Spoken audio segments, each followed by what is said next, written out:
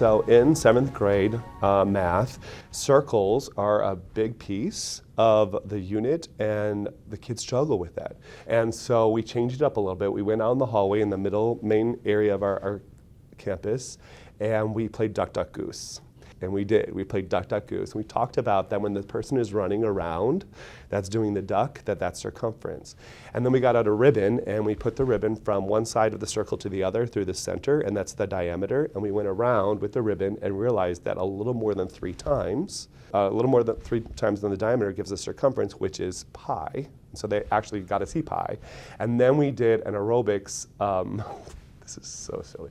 We did a Simon Says aerobics. So Simon says radius, Simon says diameter, Simon says circumference.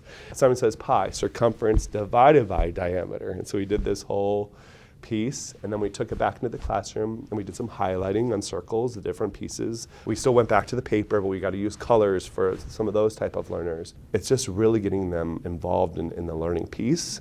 I try to have the students talk more than I do, and so I think with that lesson I did.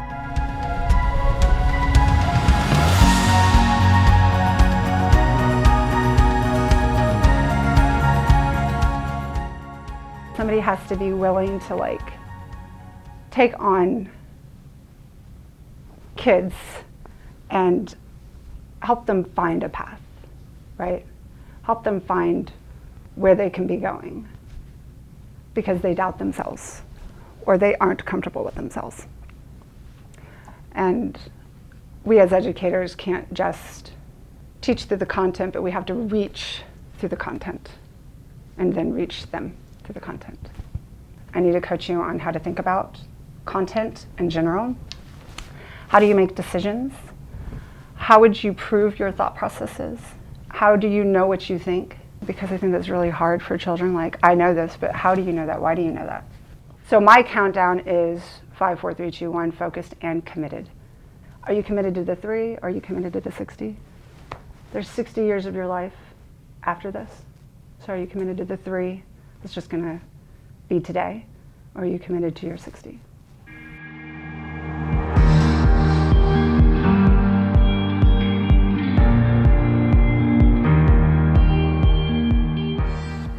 Every year I get to train a batch of new student leaders, and they really are the babies of all of our leaders, because for a lot of them it's their 10th grade year. It's the first time they've ever been in charge of another student or a group of students, in charge of getting them where they need to be, what they need to do, all those things. And the first thing that I tell them is that a great leader is somebody who empowers those around them to do what they do well, whatever that may be. If you're the lead janitor, you empower the rest of your team to clean that school so well. If you're the head teacher of your department, you take things off people's plate to make sure that they can do their jobs well. You remove the obstacles so that they can be successful in the classroom. I can push a kid if they know that I am for their best interest, but they wouldn't know that unless they've had 4 years of relationship with me to know, hey, Mr. Gao cares about me, that's why he's challenging me today, not because he's trying to be a tyrant. You guys hear it, you hear me, nope, same thing. 15th time same thing really is ineffective if they don't know that I really do mean we have to do that better. It's really cool to see the development and the culture shift. The 6th graders look forward to coming to see Mr. Martin and Mr. Gao. They look forward to being in Vine's band. They look forward to one day filling the shoes of their student leaders that they look up to and say, oh my gosh, I remember that kid because he used to hang out with my older brother. And then when they get to 8th grade, it's not really a decision whether they come to Vine's band or not. It's just, oh my gosh, I can't wait to take the next step in our journey.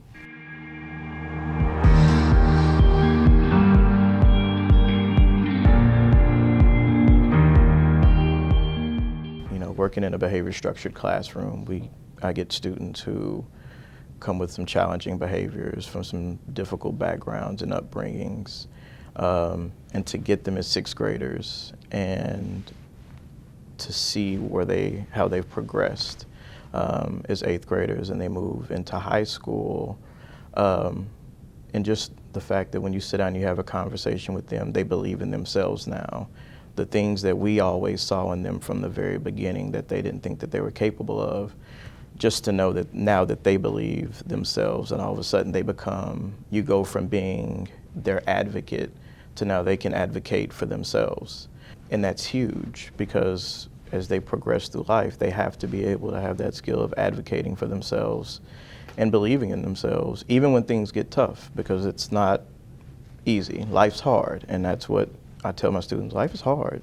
When you meet those challenges and adversities, these are the things that you can do to get around it and to see them finally start to believe in themselves, and seeing the success that they can have. You start to see kids who may not have stepped up when a kid's being bullied, and so they step in and they help kids, or kids who were typically withdrawn and didn't want to speak up, now that they have a voice and they can speak up because now they feel like, okay, I have a voice, you know, this is a safe place for me. And that's one of the things we focus on with a lot of our social emotional learning, is that it is a safe place.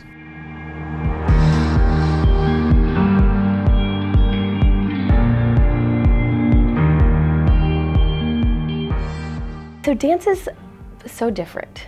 My kids walk into a room full of mirrors where they can't hide, they can't filter, they can't, hold on, let me Instagram, cover up, Snapchat, alter before anyone sees me do this. So all of my units are really vulnerable. We go through ballet, jazz, and modern in the first semester, and I spend that whole first semester really building their self-confidence, and we work our way towards feeling comfortable in front of our peers and accepting critiques and criticism, as well as complimenting ourselves, because that's what they struggle with so much.